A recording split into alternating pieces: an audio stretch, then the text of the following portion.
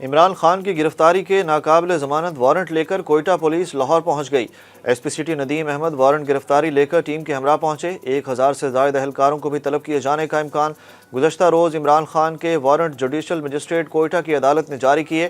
ذرائع کے مطابق سابق وزیر اعظم کو گرفتار کر کے مچھ جیل لے جائے جانے کا بھی امکان ہے۔ وزارت خزانہ نے پنجاب اور خیبر پختونخوا کے انتخابات کے لیے الیکشن کمیشن کو فنڈز دینے سے معذرت کر لی۔ خیبر پختونخوا اور پنجاب کے انتخابات کے حوالے سے الیکشن کمیشن میں اجلاس ہوا، جس میں سیکریٹری خزانہ کو بتایا گیا کہ جنرل الیکشن کے لیے 65 ارب روپے کے فنڈز درکار ہوں گے۔ سیکریٹری خزانہ نے بریفنگ دیتے ہوئے کہا کہ مطلوبہ فنڈز مہیا کرنا وزارت خزانہ کے لیے مشکل ہے۔ اس سلسلے میں وفاقی حکومت سے مشاورت کرنے کے بعد حتمی جواب دیں گے۔ پنجاب اور خیبر پختونخوا میں انتخابات کے لیے نون لیگ بھی میدان میں اتر گئی۔ مسلم لیگ نون کے مرکزی صدر اور وزیر اعظم شہباز شریف نے پنجاب میں نون لیگ کے ٹکٹ پر انتخابات میں حصہ لینے والے امیدواروں سے درخواستیں طلب کر لیں۔ نون لیگ کی مرکزی ترجمان اور وزیر اطلاعات مریم اورنگزیب نے ٹویٹ کیا کہ میاں شہباز شریف نے پارٹی کے پارلیمانی بورڈز کو پنجاب اور خیبر پختونخوا میں امیدواروں کی فہرستوں کو حتمی شکل دینے کی ہدایت دی۔ امیدوار 14 مارچ کی آخری تاریخ کا اعلان ہونے کے پیش نظر اپنے حلقوں میں کاغذات نامزدگی جمع کرائیں۔ مریم نواز نے ایک بار پھر چیئرمین پاکستان تحریک انصاف عمران خان کو تنقید کا نشانہ بناتے ہوئے کہا کہ اپنے بچے لندن میں محفوظ بٹھا دیے اور قوم کے بچوں کو سڑک پر لا رہے ہیں۔ انہوں نے کہا کہ کبھی کہتے ہیں ٹانگ ٹوٹی ہے اور کبھی ایسی بیماری کا نام لے رہے ہیں جو میں نہیں لے سکتی۔ عمران خان کورٹ کے لیے بیمار اور ریلی کے لیے تیار ہوتے ہیں۔ پوچھتی ہوں کہ عدالت جانے میں جان کا خطرہ ہوتا ہے یا ریلی میں؟ انہوں نے ایک بار پھر کہا کہ پہلے احتساب ہوگا پھر انتخاب ہوگا۔ پاکستان اور بھارت اتفاق کریں تو ثالثی کے لیے تیار ہیں، امریکہ نے پیشکش کر دی۔ ترجمان امریکی محکمہ خارجہ نیڈ پرائس کا کہنا ہے کہ امریکہ پاکستان کو پرامن، مستحکم اور خوشحال دیکھنا چاہتا ہے۔ پاک بھارت تنازعات کے حل کے لیے سفارتکاری کی حمایت کرتے ہیں، ہم اس عمل کی ہر طرح کی مدد کے لیے تیار ہیں۔ ان کا کہنا تھا کہ یہ وہ فیصلے ہیں جو بھارت اور پاکستان کو خود کرنے ہیں۔ پاکستان کو معاشی مسائل اور پاکستانی عوام کو ریکارڈ مہنگائی کا سامنا ہے۔ امریکہ چاہتا ہے پاکستان کو مستحکم اور دیرپا معاشی راستے پر گامزن کیا جائے۔ کفایت شاری پالیسی کے تحت پاک فوج نے مسلح افواج کی روایتی پریڈ محدود پیمانے پر کرانے کا فیصلہ کر لیا۔ ذرائع کے مطابق 23 مارچ کی پریڈ روایتی انداز میں شکر پڑیاں کے بجائے ایوان صدر میں منعقد ہوگی۔ روایتی پریڈ پر بڑے پیمانے پر اخراجات ہوتے تھے۔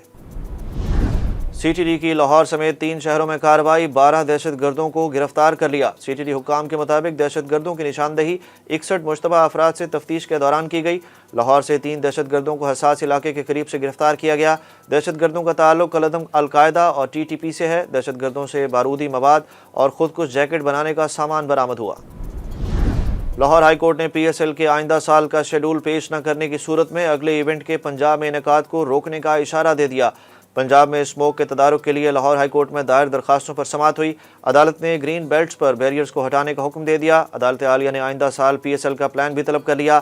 جسٹس شاہد کریم نے ریمارکس دیے کہ عدالت پی سی بی کو 2 سال سے کہہ رہی ہے آئندہ سال کا پلان شیئر کرے۔ اگر ایسے چلتا رہا تو پنجاب میں آئندہ پی ایس ایل نہ کروانے کا حکم جاری کر دیں گے۔ پی سی بی کے چیف آپریٹنگ آفیسر نے یقین دہانی کرائی کہ عدالت کے حکم پر عمل درآمد کیا جائے گا۔ ڈالر کی قیمت گزشتہ روز بڑھنے کے بعد آج کم ہونے لگی۔ کاروباری دن کے آغاز پر ہی امریکی کرنسی کی قیمت میں 2 روپے 80 پیسے کی کمی ہو گئی۔ انٹر بینک میں $1 279 روپے 50 پیسے کی سطح پر موجود ہے۔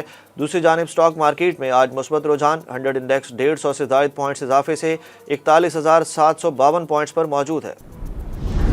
ڈیرہ غازی خان میں زائرین کی ٹریکٹر ٹرالی تیز رفتاری کے باعث نہر میں گرنے سے 5 افراد جاں بحق ہو گئے۔ حادثے کے بعد 15 افراد کو بچا لیا گیا، جبکہ دیگر کی تلاش کے لیے آپریشن جاری ہے۔ ریسکیو حکام کے مطابق جاں بحق ہونے والے افراد میں 4 مرد اور 1 بچہ شامل ہے۔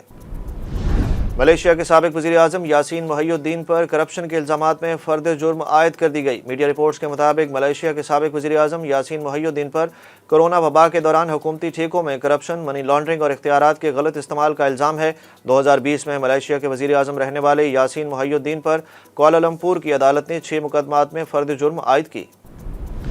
اور پی ایس ایل 8 کے ایک اور سنسنی خیز میچ میں لاہور قلندرز نے اسلام آباد یونائیٹڈ کو 119 رنز کے بڑے مارجن سے شکست دے دی۔ شاداب 11 107 رنز پر ڈھیر ہو گئی۔ راشد خان نے 21 رنز دے کر 4 کھلاڑیوں کو پویلین بھیجا۔ اسلام آباد یونائیٹڈ کی ٹیم 227 رنز کے ہدف کے تعاقب میں 16ویں اوور میں 107 رنز پر ڈھیر ہو گئی۔